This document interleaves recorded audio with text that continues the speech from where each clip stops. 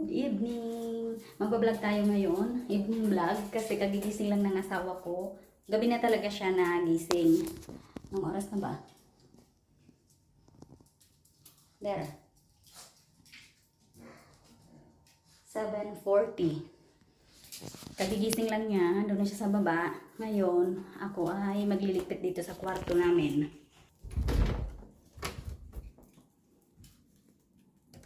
Ayan na, nagsamahan na sila. Ganito itsura namin. Ayan, may basahan para sa mga aso pag umaakyat sila dito sa kwarto.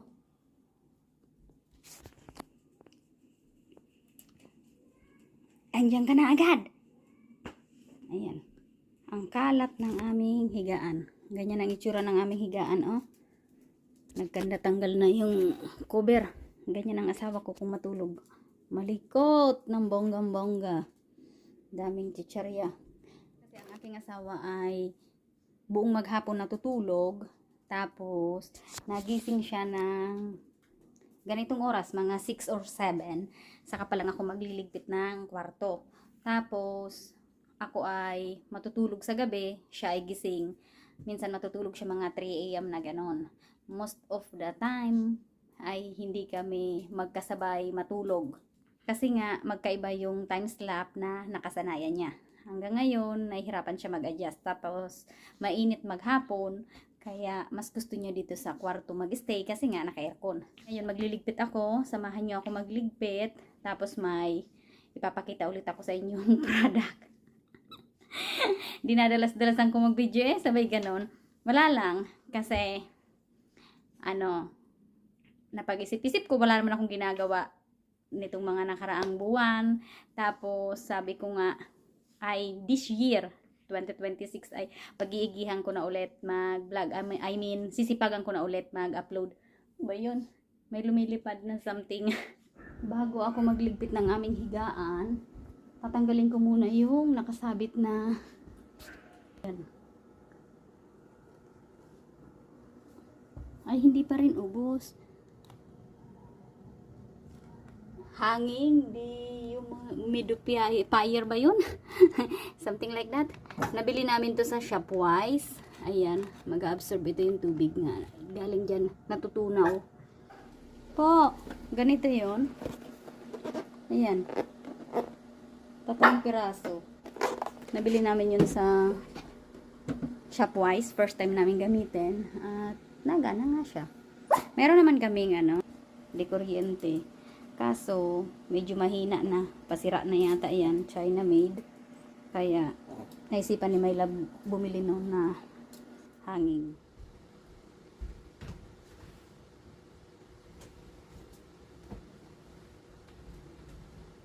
Alis na muna dyan.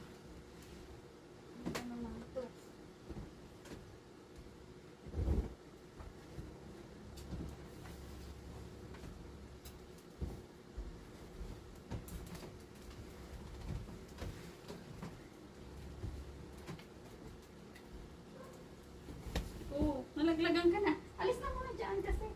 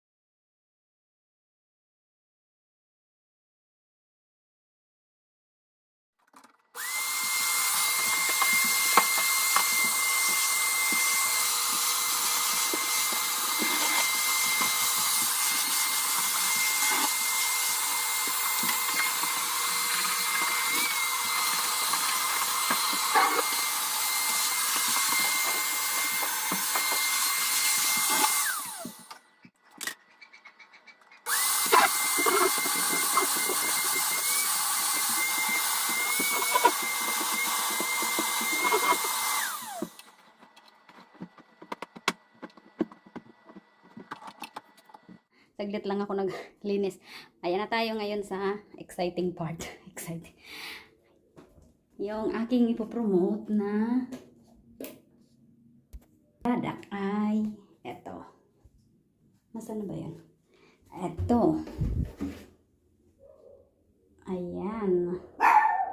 Sa may mga aso po o pusa na alaga na ano lang ba, walang tali, yung pagala-gala lang sa loob ng bahay or kahit sa may garahe nyo, try nyo na itong pet odor eliminator. As in, ang bango niya po. Kasi nga, di ba, hindi naman natin maiiwasan yung mga alaga natin, umiihi kung saan minsan, the place, sa basahan or sa potty tray, o kaya naman minsan kung talagang napupups na, kuskusin nyo lang po nito yung place na yon. Pwede rin itong panglinis sa mga potty tray. Ang bango-bango niya po, promise. Safe po ito madilaan ng mga alaga natin. Ayan. Ito po ang mai-recommend ako na, ano tawag dito? Baby powder. Kasi ang bango niya talaga, promise. Magugustuhan nyo siguro to. Kasi ako nga, gustong-gusto ko. Pang ano na namin to, no, order. Pang 4 na yata, pang 5. Last year ko pa ito na, ano, nagamit. Nakita ko lang siya sa TikTok. Tapos, nitry ko. Okay. Mabula lang siya tingnan. Pero, hindi mo siya kailangan anlawan. Safe po ito sa mga alaga natin kahit madilaan nila.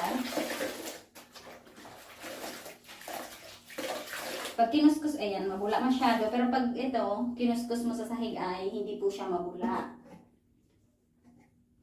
Sa pathway na ito ay may basahan ako. Kasi nga, yung mga aso ko ay naakyat dito sa kwarto namin sa taas. Tapos pagpasok mo dito sa kwarto namin, meron ding nabasahan. Ayan. Pero ang kagandahan sa aking mga alaga, sila ay, ano ba tawag dyan? Potty tray. Kaya hindi po kung saan-saan. Kung saan lang ako naglagay ng basahan, diyan talaga ang pwesto niya dito sa loob. Meron talagang isa na basahan kasi para pag kahit madaling araw, hindi sila magpigil ng ihi. Kapag tulog kami, naihi sila. Ayan, pupunta lang din sa basahan.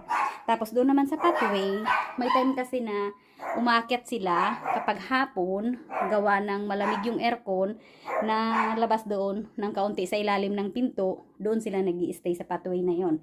Gusto nila yung lamig na galing sa aircon pag maghapon.